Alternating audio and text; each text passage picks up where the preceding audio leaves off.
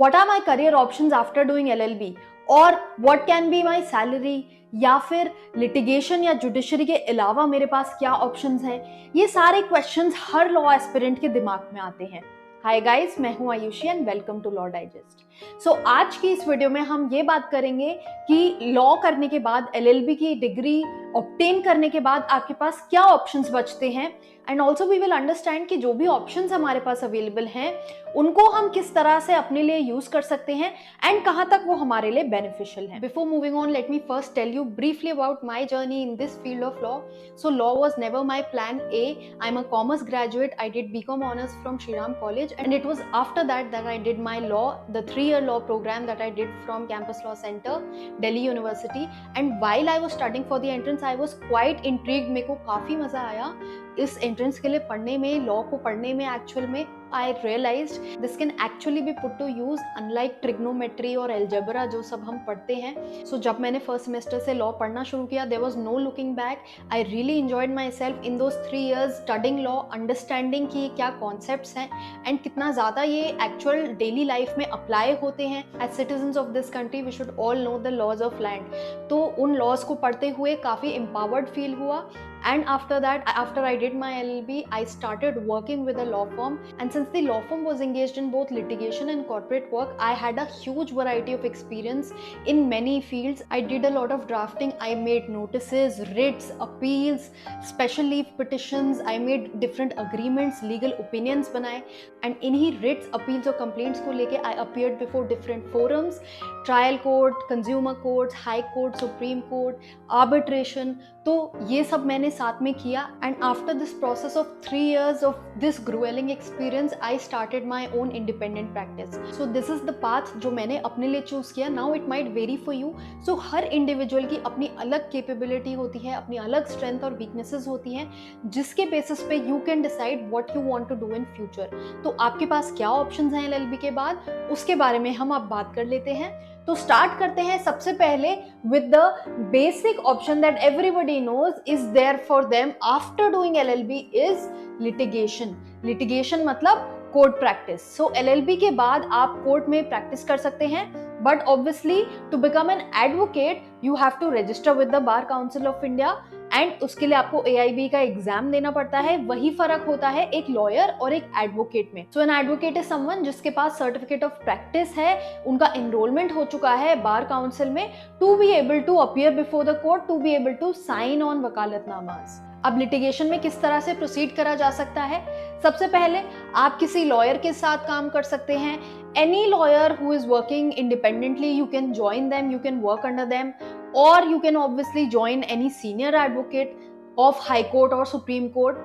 Then अब starting में जब आप join करेंगे, don't be disheartened, the salary will be quite low. That is the uniform practice जो है इस profession में जब हम litigation की बात करते हैं। But what I would say is don't go by the salary because you are a fresher. आप law करके बाहर निकल रहे हैं कॉलेज से, and you have no idea कि कोर्ट में किस तरह से प्रैक्टिस चलती है, क्या होता है। And the best way to learn the same is from the trial courts itself. नीचे स्टेज से आप शुरू कीजिए। ट्रायल कोर्ट पे जब आप काम करेंगे, एक किसी लॉयर के साथ एसोसिएट होके या किसी लॉ फर्म के साथ एसोसिएट होके जब आप काम करेंगे, यू विल अंडरस्टैंड कि बेसिक्स क्या है। You will get to know कि ड्राफ्टिंग कैसे होती है, कोर्ट में अपीयर कैसे हो सकता है, कोर्ट क्राफ्ट क्या होती है। ये सारी चीजें आपको स्टार्टिंग में ही सीखने को मिलेंगी। स्टार्टिंग के 2 साल आपको बहुत ज्यादा मेहनत करने की जरूरत है, एंड बिलीव मी, अगर आप उन 2 सालों को अच्छे से यूटिलाइज कर लेते हैं, अच्छे से अपने पोटेंशियल को रियलाइज कर लेते हैं, then it will take you a long way in future. So जैसा कि मैंने कहा, लॉयर के साथ कर सकते हैं या किसी लॉ फर्म के साथ कर सकते हैं। अब लॉ फर्म में भी अलग अलग टियर्स होते हैं लॉ फर्म्स के। अब जैसे टॉप लॉ फर्म्स, जैसे कि आपने प्रॉब्ली सुना होगा नाम, if you have been reading about this profession, Amarchand and Mangaldas जो ऑब्वियसली अभी स्प्लिट हो गई है, then Luthra and Luthra, Khaitan and company, JSA, ये सारी जो फर्म्स हैं ये बहुत बड़ी फर्म्स हैं, एंड इनमें अगर आपको काम करने की अपॉर्चुनिटी मिलती है, then you should definitely grab it and make the best out of it. But also keep in mind कि जब आप इस स्टेज में हैं आपको बहुत ज़्यादा मेहनत करने की ज़रूरत है, टाइम का कोई ट्रैक नहीं रहेगा, there will be a huge amount of time that you will be investing in your office only. आप प्रॉब्ली घर बस सोने जा रहे होंगे, but then at the same time what I would say is कि स्टार्टिंग के 2 साल वो ज़रूरी हैं आपके लिए and it will take you a long way. Then कुछ साल की प्रैक्टिस के बाद आप इंडिपेंडेंट प्रैक्टिस भी शुरू कर सकते हैं, अपना खुद की प्रैक्टिस शुरू कर सकते हैं। As you all know LLB is a professional course, law एक प्रोफेशनल कोर्स है, तो हर इंडिविजुअल की कुछ सालों में ये कैपेबिलिटी बन जाती है कि वो अपने एंड से भी खुद से प्रैक्टिस कर सके। बट देन ऑब्वियसली वो तभी आता है अगर आपने जो स्टार्टिंग के आपके ईयर्स हैं काफ़ी मेहनत करी हो और बहुत सीखा हो जहाँ पे भी आपने काम किया है। वन मोर थिंग, ये जो प्रैक्टिस है लिटिगेशन की, ये काफ़ी स्टूडेंट्स कंफ्यूज रहते हैं कि क्रिमिनल लॉयर बनना है, हमें कॉर्पोरेट लॉयर बनना है, सिविल लॉयर बनना है।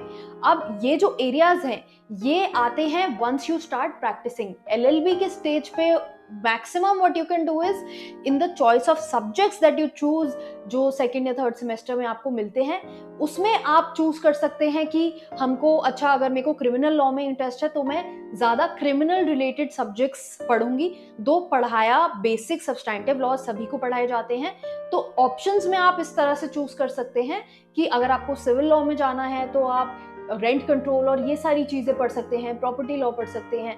अगर आपको कॉर्पोरेट में जाना है तो आप अकॉर्डिंगली अपने लिए लॉज चूज कर सकते हैं अपने सब्जेक्ट्स में। तो ऐसा कोई डिवीजन नहीं होता एलएलबी में कि आप क्रिमिनल एलएलबी करें या सिविल एलएलबी करें। एलएलबी एक जेनेरिक कोर्स है, आपको एलएलबी करते हुए, अपनी पढ़ाई करते हुए ही समझ आता है कि what areas are there that interest us. It might happen कि किसी को क्रिमिनल लॉ ज़्यादा इंटरेस्ट करता है एंड किसी को सिविल लॉ ज़्यादा इंटरेस्ट करता है।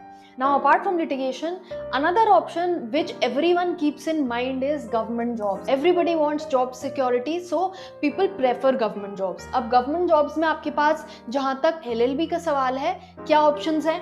पीपी, पब्लिक प्रोसिक्यूटर, इसका एक एग्जाम होता है, आप वो दे सकते हैं। पब्लिक प्रोसिक्यूटर वो होता है जब भी कोई क्राइम होता है तो वो विक्टिम को रिप्रेजेंट करता है on behalf of the state. Then another option that you have is PSUs.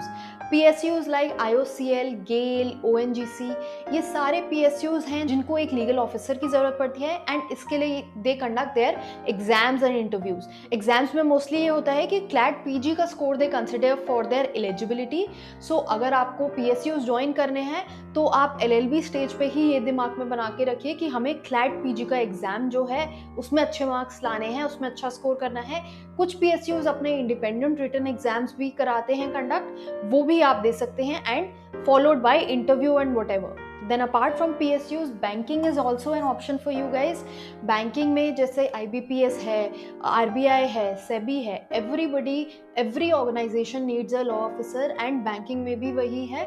So उनके लिए भी आप appear कर सकते हैं, उनके exams होते हैं, you can sit for those exams and you can apply for jobs in these areas also. Then another lucrative option जो सभी को लगता है जब वो LLB के बारे में सोचते हैं तो दिमाग में ज़रूर आता है judiciary. Now judiciary is a very prestigious career option that everyone knows about.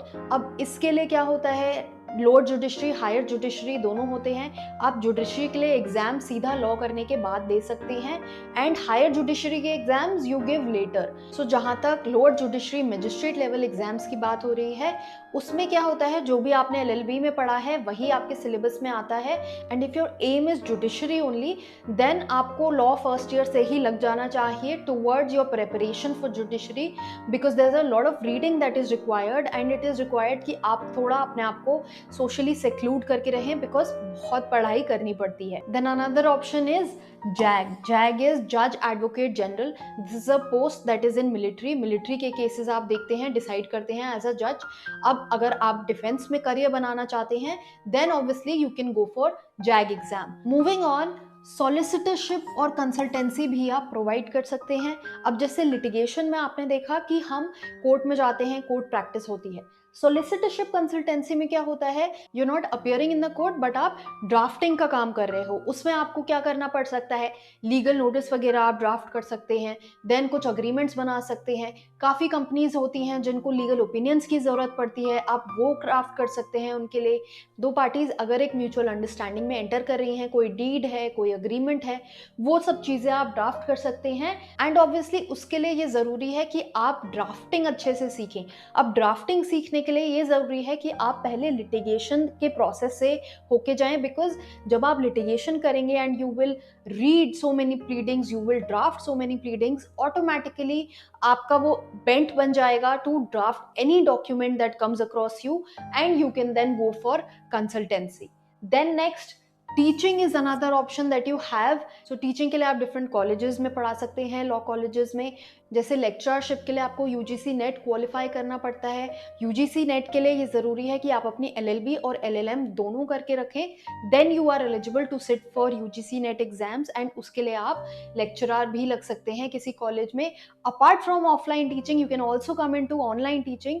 There are various online platforms जिनको from time to time legal content writer, legal teacher की ज़रूरत पड़ती रहती है, and you can apply for those jobs as well. Then research, आपने देखा होगा कि कुछ वेबसाइट्स हैं जो काफ़ी फेमस हैं, everybody uses them when it comes to law, like live law है, मनुपात्रा है, एससीसी है। यहाँ पे प्योर लीगल रिसर्च होती है। Then also there are bodies जहाँ पर डिफरेंट पॉलिसीज पे भी रिसर्च रिक्वायर्ड होती है, जैसे पीआरएस लेजिस्लेटिव रिसर्च है, या फिर आपका विधि लीगल पॉलिसी है, नीति आयोग है। ये जो गवर्नमेंट की ऑर्गेनाइजेशंस हैं बहुत सारी, यहाँ पर भी रिसर्चर की ज़रूरत पड़ती है, आप उसके लिए भी अप्लाई कर सकते हैं। कोर्ट में भी जज के साथ काम करने के लिए एक ऑप्शन होता है लॉ रिसर्चर का, आप उसके लिए भी अप्लाई कर सकते हैं। देन फर्दर मीडिया में आप करियर बना सकते हैं if you have a good command over English and law as well, and you always wanted to do something in journalism, then media is a good option for you. If you will see कि ये जो reports आती हैं newspapers में जो purely legal होती हैं, या फिर कोई लीगल ब्लॉग्स हैं, आर्टिकल्स हैं, ये सब एक लीगल जर्नलिस्ट का ही काम है।